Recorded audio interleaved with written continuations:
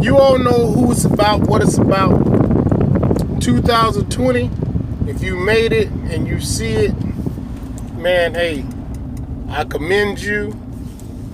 You know, we're not dealing with days, months, and years. We're dealing in decades. You know, a lot can happen and a lot can change in a 10-year span, but it goes by so quickly when you're, you know, really out there on the grind, really doing and working hard. So, you know, do your best to cherish every moment, value friendships and family, God and family over everything, as it always has been, or as it always should have been. You know what I mean? No, nobody, including me, can tell you how, you know, you need to have your relationship in order and in place when it comes to God or your higher power, your belief in your higher power. But it's so essential to have God in your life. It's, you know, when you've come so close to know it, and you know that for yourself to be true, yeah, you speak with that urgency. You speak with that, you know, dude, get yourself right. Get yourself right. Don't wait till you lose somebody and then you're in praise and repentance and sorrow and grief. And then, you know, the only thing that feels like it can give you any type of, you know, help with your pain and suffering is calling on God. And it's like he's like, I was here the whole time. And God has been there the entire time for you, for this and anything else that you may endure in life. The closer you are to him, the less impactful these supposed devastating, you know, acts of the world will affect you. That's as real as it get, man. That's as real as it get. So I don't know if that's really advice or just something, you know, we should all know and adhere to. But, you know, if you want to take on 2020 to 2030, 2030 to 2040, hey man, this the long game. This the long game. Depending on how old you are, this the back 18 holes of golf or this the front 18 holes of golf. But it takes time, patience, and precision to make it. To make it. So get your long game up. Get your preparation for the long game up. You know what I mean? There are things that you have to change about yourself. Good things about you should commend about yourself, but be willing to accept this is something I have to change. It probably shouldn't even came as no New Year's resolution because, I mean, who's buying into that? It's just a matter of you need to do it while you still have time to do it. Banking on there being there tomorrow ain't going to cut it. You shouldn't even be thinking that way. You know? When I realized I had to turn the temperature down on my pressure cooker, I'd already had some close calls. I already had some near-death experiences. And it's like I'm putting myself in these situations. I'm putting myself close to the edge. You know, I'm not respecting death enough to have such belief in God. It's like, what am I doing? But I wasn't asking that question, so nobody was asking that question to me. So it's like it didn't seem like it was purposeful, you know, to address. But absolutely it is. If you know your faults, then you know yourself. And if you know that you can be better, then you know there's certain things you have to get rid of. You have to offload certain baggage. You know, you have to get rid of some of those things about you that, you know, slow down your growth. We all have room to grow. But, you know, if you stifle your own growth, then yeah, you don't advance. You don't advance. You don't get as far. So you can't sit there asking the question, oh, why I ain't got this? Why I ain't got that? You wasn't ready for that. You just getting out of jail again. That money you was trying to save up for this and that, the other thing, yeah, that was bond money, remember? You had to use that for bail money, remember? You had to pay that on probation. That stupid, crooked, man-made bull crap. Yeah, what the hell I need to pay you for every month? For what? So you can come and tell me, yeah, I'm behaving, I'm being good? Get out of here. You get out of here. That's a big-ass racket. But if you play that game, you know, you don't participate in that game if you intend to win. Because that's just giving money away. I don't care how that lady talk to you, how that lady treat you, how that probation officer act when you come in. You got to give them that money. You want to be free, you got to give them that money. You know what I mean? So, and especially when it comes to our anger issues and having an attitude and popping off for any and every reason. Not that it's not validated, but sometimes you got to check yourself. You just trying to take a higher road. You got to realize every battle ain't to fight. Pick your battles. Be smart about it. You can make a point, a statement, and still make an effort to improve yourself. You just have to be cautious about how you do it. You come off the wrong way, it challenges somebody else. Now you got to jump on them. Now you got to put hands on them. Because of the way you said something where you were in the right. You know what I mean? Let me tell you a story. Now, I'm going to use as much fiction as necessary and include myself. And you see if you see the same individual in front of you that you thought was in that scenario. So there's this dude, right? I don't know the dude. I've met the dude. And in meeting the dude, it was in passing. It wasn't nothing to where, he's on my team, or I probably would even remember him if I saw him again. In the company at the time, it was a group of people involved. So I just happened to meet, literally just, hey, how you doing? Oh, okay, well, yeah, blah, blah, blah. Now, that meeting means nothing because I am losing and gaining and earning nothing in meeting this individual or any of the other individuals in this company. This dude, I'm going to mention him because he comes back up again and stuff. So anyway, meet him. Okay, evening ends. Okay, boom, bye. Now, I'm with my lady at the time when I meet this dude. So he talks to not just me, talks to her. But what is significant is that I noticed this dude, he's making that eye. He's making that eye towards my lady. And she is just enamored by where she's at, so she ain't paying no attention. I catch it. I'm the Hawkeye. I catch a lot of things. I catch things people probably ain't supposed to catch. He probably wouldn't assume if he was shooting her the eye, all she had to do really is be receptive of it. And then it's like, okay, well, there it is. She wasn't receptive of it. She wasn't paying enough attention to be receptive. But he tried. It don't make no difference. So who knows if you're going to see another person again if you see him in an out and about setting.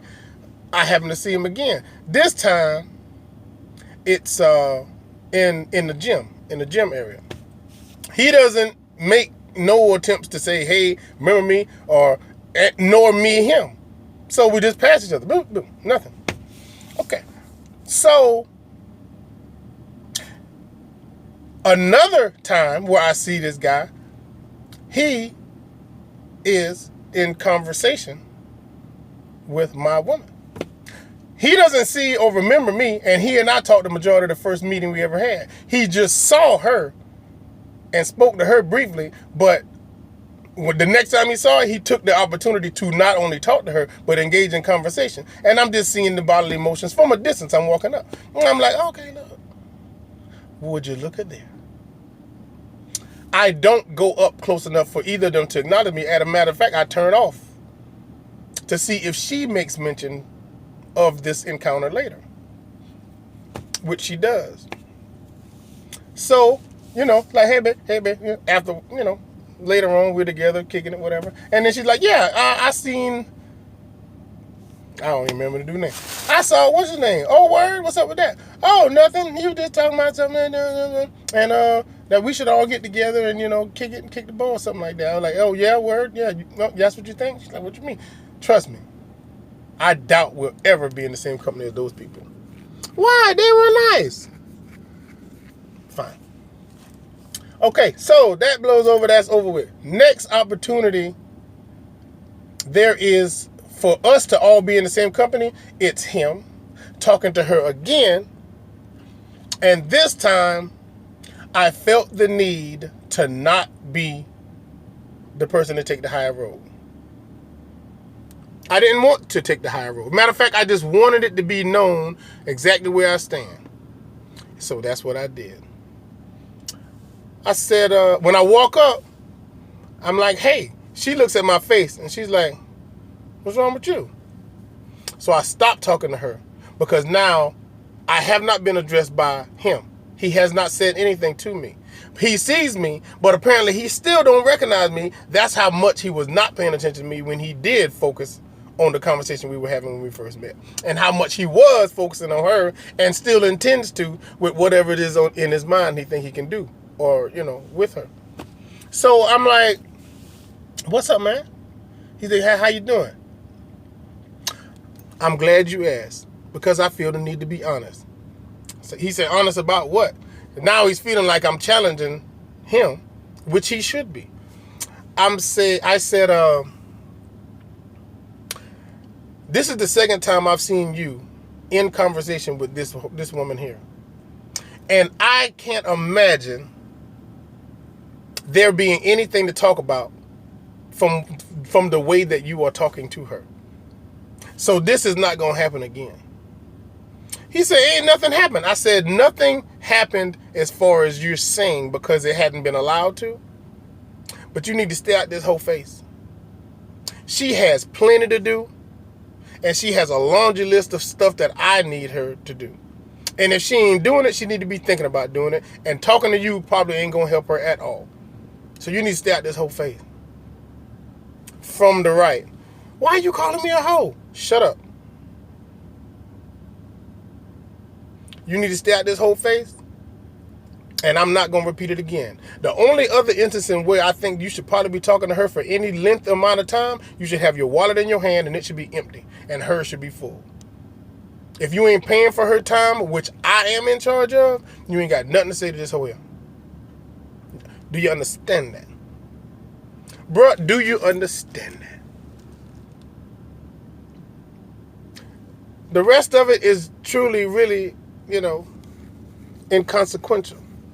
Because the point of the matter is, I ensure everything that has to be done that requires any true time, any true effort, any true money involving her, I know all about it. So this conversation can't be but 2 or 3 minutes. And 2 or 3 minutes is how long it takes for me to walk where I am to them and they're still talking. Why don't you have your wallet in your hand? And why don't you have his money in yours? What are y'all doing? What are y'all doing? There's no insecurity here. It's just I am very particular about how much time you spend bullshitting.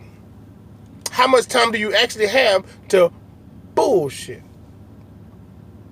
You're on my clock just as much as I am on yours. It will reflect in our paychecks.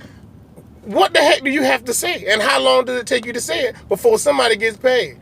There's got to be an exchange of goods or services, and y'all sound like y'all both aren't doing any of the two. So whatever you're enjoying about this doesn't have to exist.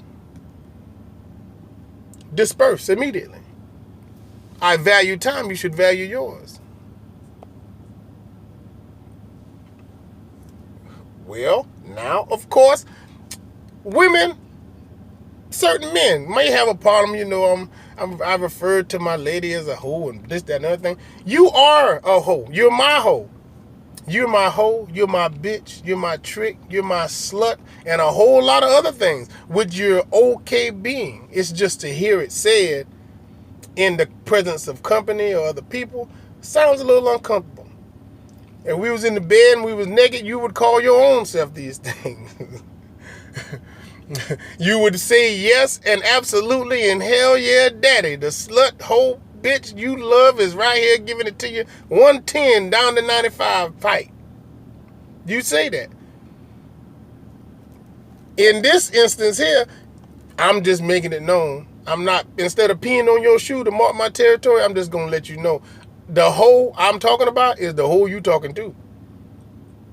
And she's cool with that. Trust me, she's cool with that. Anyway, anything you put time into, feel free to claim it. Anything you want with any real true validity, claim it. They say talk things into existence. Well, this shit exists. And I shouldn't have to do that much talking to somebody who doesn't partake or participate in the well-being of this situation. So, hey, I'm the man. Now that you know that, respect me and respect my shit. This whole here belongs to me.